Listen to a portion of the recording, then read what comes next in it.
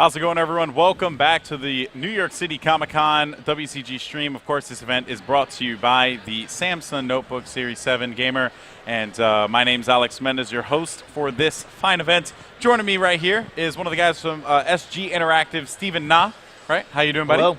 Good to meet you. All right. And SG Interactive, that is the team that you saw the trailer for right there, Crossfire. They're the team that brought you Crossfire. And Crossfire is a WCG title. An official title here for the World Cyber Games. Yes. How's the reception been from the community so far with that? It's been great. It's been growing in exposure, especially the involvement with the esports. Yeah. Getting involved with WCG as a main title is definitely going to help grow the community and get the more competitive aspect of Crossfire to the general audience. Oh, 100%. Now, Crossfire is a free-to-play game. That is one of its, obviously, it's its main thing there. How do you feel the free-to-play market has affected the esports, I guess you could say the growing esports industry with events like WCG? I think it's completely changed the game, especially as far as esports goes. It gives the accessibility of that game to everyone. Mm-hmm. There's no barriers. All you need is a computer, and then you can get into that competitive field. Competing for the top prizes, getting involved with leagues and different tournaments. It opens it up as where, playing package games or going to consoles is limiting to a lot of people. I do agree there. This has been a topic of discussion that we've had for this entire day, because we had games like Hawken come up here that's free to play. Then we had a game like Recoil that wasn't free to play. So obviously, different perspectives on the market, but the esports industry seems to be benefiting a little bit from this free-to-play. We're seeing League of Legends derive from it. And now, how do you feel the free-to-play affects esports as a whole, like in regards to some people having the misconception that it could be pay to win, which isn't something that is embraced in the competitive atmosphere? How do you feel that Crossfire has done a good job to deflect that? I think a big portion of that is making sure that the items that you can get in-game do not overpower your character. Yeah. I think a lot of games in the very beginning that were free-to-play made that mistake where free-to-play got named pay-to-win. Yeah. But now you see a much more balanced environment, especially in the more newer free-to-play games where they're modeled more on cosmetic purchases rather than items that will actually boost your character in any sort of way. Nice. So the skill set of the actual player is going to show through the gameplay, whether they're ranked games, casual games. Every type of free-to-play game now is more headed toward making that level playing field. Always creating a level playing field, making sure that the best players win. That's what competitive gaming is all about. That's what the World Cyber Game is all about. Now, as a brand manager, right? Brand manager at SG Interactive, what do you do there as far as in relation to the esports industry and growing Crossfire in that realm? It's primarily making sure that our users are aware and new users are aware of our free-to-play game. Not only do we represent a competitive aspect, but introducing new art concepts, getting the community involved. We genuinely want the community to have an impact on the game, and you've seen that in a lot of free-to-play games lately where the community submitted artwork, their suggestions actually go into game, where package games don't really have that leverage of being able to modify their game as it's not a live service. Okay, very interesting. So, any changes to Crossfire moving forward that could affect esports and the competitive side, or is it right now? Do you guys feel at SG that it's pretty good, and where it's at right now is a stable point? It's gonna grow. Okay. That's one thing that SG is completely behind, is making sure that the competitive aspect of Crossfire and our future free-to-play games are well supported. Yes. Right now, we're expanding regionally. WCG is occurring, of course, and more events are going to occur. Offline events and more online tournaments for our community. Yeah, let's dive into that real quick. You mentioned offline events. From what I understand, the game is played online. Yes. At the live events. But what do you feel of the live atmosphere? How do you feel that changes, the game itself. I mean, because the games have been pretty exciting here Yes. this weekend, I must say. So what are your thoughts about that? Growing Crossfire into like that big esport title that's filling up halls and stuff. I think that that's definitely a goal for us as a company, and as to promote this title to a point where users can understand exactly what's going on, what type of strategies are played, and making sure that it reaches that broader audience and brings in people to be competitive. I think a major aspect of making sure the game gets bigger and the tournaments get bigger and the attendees, everything gets bigger when more users are raising that level of competition. Yeah. Without that baseband of users, of worldwide users, now we can start getting into higher tournaments where we can have world national finals like WCG, events at PAX, or different events in Europe. I think that's definitely going to be the future of Crossfire. Well, I'm really looking forward to seeing that, Steven. As I don't know if you guys hear the excitement going on from Crossfire in the back there, but it has been a great event. If you haven't had a chance to check it out yet, I highly suggest you do. But in any case, so Steven, thank you so much for your time. I greatly appreciate it. No problem. We're not closing it out just yet. We're going to have a player from LPK come up, and we're going to interview him about his experience at this event and all that. And, we'll see how that goes. I'm looking forward to that one. My first real interaction with Crossfire players and all that. Being a guy who comes from different shooters, it's a unique experience. So I must say, thank you once again, Steven. And, of course, thank you to SGI Interactive for supporting such an awesome game. Crossfire is an official WCG title. If you are interested in checking it out, we do have the competition stream going on. You can catch the rebroadcast later on, or you can watch both streams at the same time. Either way, it works fine for me. But yeah, so there you go, guys. We're going to go to a quick commercial break, and we'll be right back with one of the players from LPK.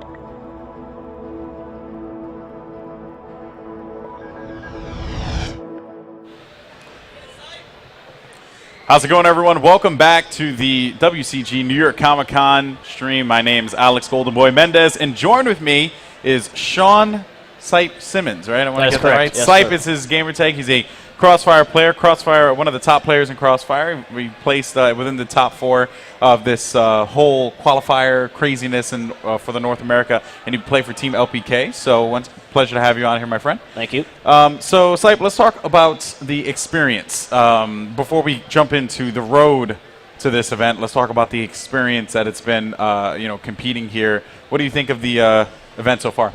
The event is very fun. I like the venue here. It's kind of where everyone can see it. Everyone can come by and say, hey, or just, like what's going on yeah, here? Yeah, thank you. There you go. Yes, yeah. Thank you.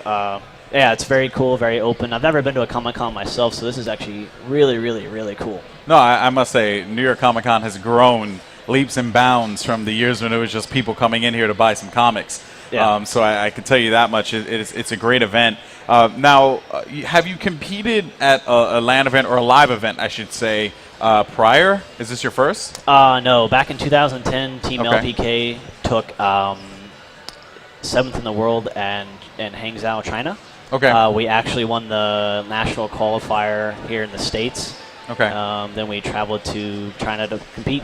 Wow, very interesting. And so how was that experience going up against some of the best in the world? Oh, well, it was a long flight, first off. But it was great. I mean, I couldn't ask for anything more. It was just one of those experiences where you just try to remember everything. You take a lot of pictures. Being able to experience that with Yeah. your teammates and being able to represent your country, to play a game that you love, or just to play video games. I mean, that's just that's amazing. So. Yeah, it is a cool feeling. I must say.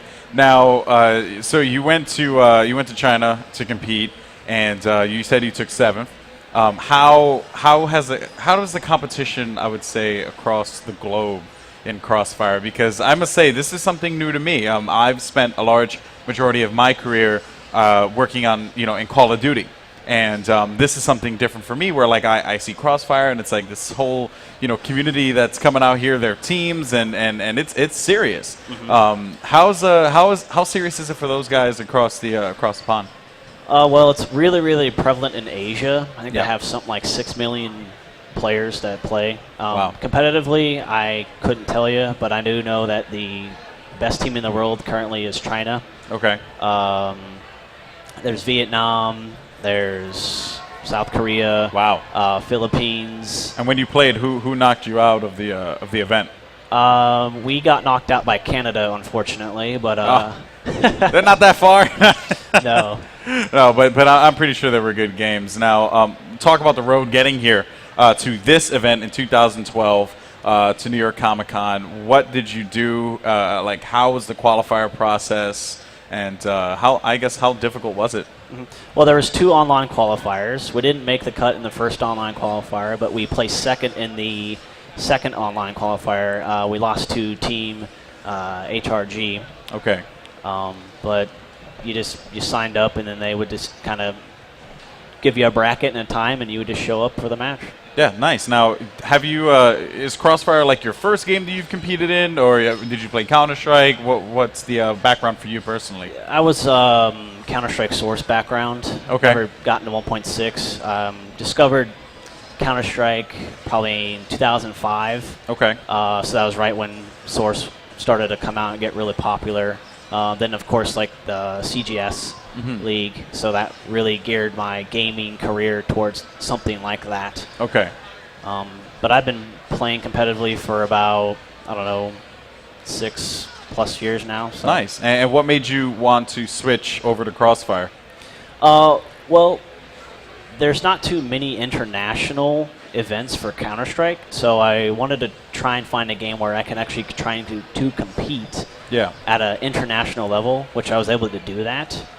Not that I don't like Counter-Strike. I love Counter-Strike. Yeah. But Crossfire was just that game that got me to that sort of level. Nice. And so I'm assuming you're a fan of the game. You enjoy. We had Steven up here talking about its place in esports. Where do you feel Crossfire's place in esports is right now? Do you feel like there's a future with it? I definitely see a future in the game. One thing that I really like about the company that makes Crossfire is they're really personable. Yeah. You know, in 2010 they paid for all the Crossfire players to go, so it was a complete free trip. And you just don't see Valve doing that for the gamers. You know, I mean, they really build that interpersonal connection with the fans and with the best players and all that. And I mean, obviously, you got a team out here, and we can't bring them all up due to technical limitations. But tell me about your team, LPK. Well, where did it come from, I should say, and all that. Well, I'm from Kansas City. Okay. We have a teammate from St. Louis, a teammate from LA, and a teammate from New York. Nice. Oh, and Remix from Pittsburgh. Okay, cool, nice. And how'd that come together? How'd you guys find each other? Well, I've been playing with Charlie for a while now, and he just had an idea, like, hey, come try Crossfire. It's a pretty cool game, and then we put together a team, and then that's when we won the 2010 national final for WIM. So it felt like a natural transition for you coming from CS going to CF. It's been like just a transition for you that maybe the adjustment wasn't that long, but there was still some adjusting you had to do. Mm-hmm. Yeah, any FPS you can play. I mean, you can. I could go play Quake 3, but I would be horrible. You just have to learn the dynamics of that game and how the players play to that potential. Yeah, for sure. And we have 4 teams here competing for the opportunity to head off to China and represent Team USA. How has your run been in the tournament? Who knocked you guys out, and how close was that series? We got knocked out by HRG. It wasn't by a close margin. Okay. They are a very, very strong team. And then I do believe they're playing right now in the finals versus Hammer Time. Hammer Time. All right. Very interesting. You see, these are all new teams for me. Like, this is all new, because when WCG announced that Crossfire was going to be a title used, I had that, that emo. I was like, what? And then I went and I downloaded the game and I tried it out for myself. Which I can only assume that's how a lot of other people got started with it. And I must say it's definitely grown since then. You see a lot more teams coming out for it. How has the competition been here in the United States? You said that you guys came second last time. How did it change from that time frame all the way till now? 2 years ago, the competition wasn't that as fierce as it is now. Mm-hmm. These 2 teams over the last 2 years have improved significantly. Yeah, I've been actually quite impressed on how they're playing. They've definitely stepped up their game and learned how to overcome the odds, of course. And so you say they've prepared and they've stepped up their game. What did you guys do for this event to prepare? Was there any preparation? It's oftentimes we hear stories of teams not being able to prepare due to XYZ. What's the LPK story? Well, LPK has had some issues with our roster the past year, and plus we're all 20 and older. Yeah. We have I think one 19-year-old, but we're all in college. We have all jobs, of course. You start going against 17, 18-year-olds. You can't compete because they get from high school and then they get play 10+ hours a day. Yeah. So being able to prepare, just having a really good practice. Not practicing long hours, but practicing smart. Yeah, of course. It usually is about where you apply your practice as opposed to how long you practice. And that's always something that I believe. Because, I competed for a very long time in Call of Duty, and that's the same mentality that I had. It's like, I work full-time, I'm married, but I still competed. And I would think to myself, all right, well, what am I going to do? How am I going to prepare? And I usually get a line, had a mission, had something I want to prepare specifically, communication, positioning, my shot, whatever it may be, and I just go from there. So is it the same mentality for you guys as well? Yes. Awesome. So we had some good equipment here at the event. Of course, we had the Samsung Notebook Series 7 Gamer, as well as the Planetronics Commander headphones. First off, what did you think of the Notebook? Well, I have a pretty beastly desktop at home, and this notebook easily is comparable to any high-end desktop out there right now.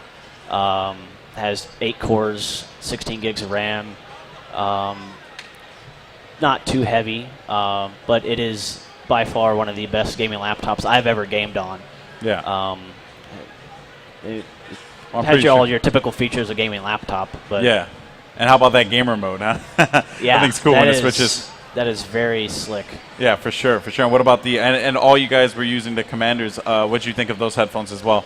Well, I on the side as a hobby, I fly planes, and those airplane headsets are huge like this, and it's almost exactly the same feeling. The way it sticks to your head, you can adjust it to. I have a pretty small head, so yeah, I have an oddly shaped chrome dome, so yes, I agree.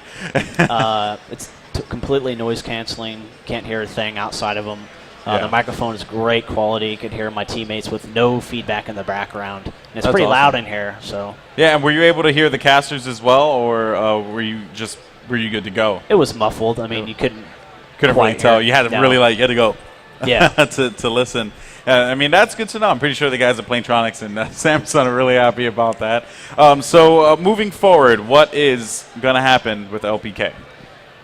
Well, I don't know. I know of a couple guys that are graduating college, so that may put a hinder on our roster. I'd like to try and compete one more year, but it's whatever. We'll just keep on going until we can't go anymore. Yeah, well, I agree with the whole mentality there. I definitely respect that. So any last shout-outs you want to make before we close this out? I'd like to get a shout-out to my girlfriend. And all my coworkers at VML and my mom. Can't forget the mom, man. And my fellow Kansan there, Leapy. My teammates, Remix, Dupe, Minty, John.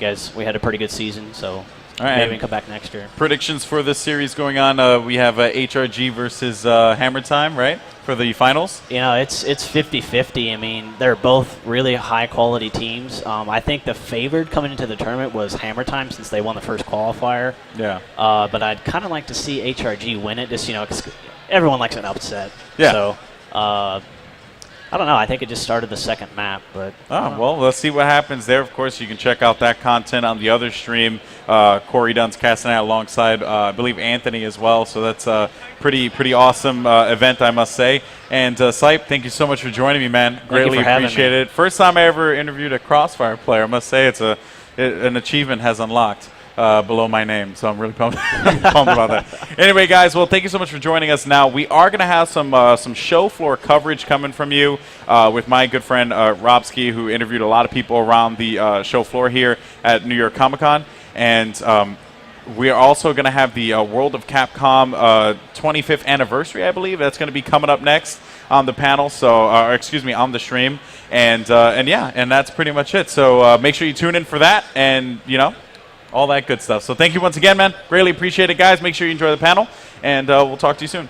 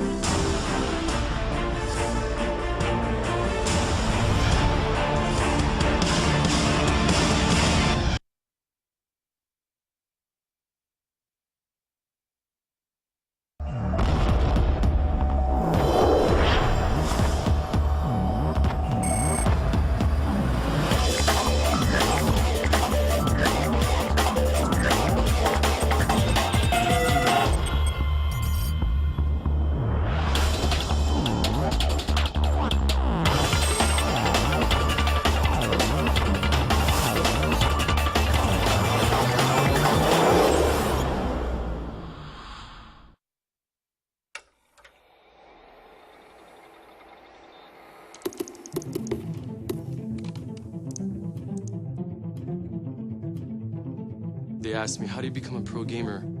practice, practice, practice. When my mom sees me in tournaments and things like that, she realized how, oh, it's a big deal. If you're a competitor and you're the top player in these games, you're banking. Everything that you're doing in a game, there's sound to it. The reload of a shotgun at a corner, you're able to hear that at a distance. If someone's reloading around my corner, that guy's gonna die instantly. Everyone plays to win. I mean, let's be real here. Some of these top pro players can't even pass the second round of Pac-Man. Going up to the stage, it's really exciting. That's the thing. It's over the edge. Everyone in the background was just cheering on.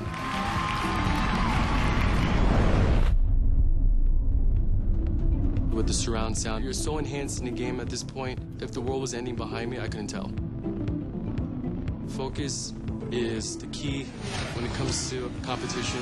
It gets really intense. Headsets give you that advantage.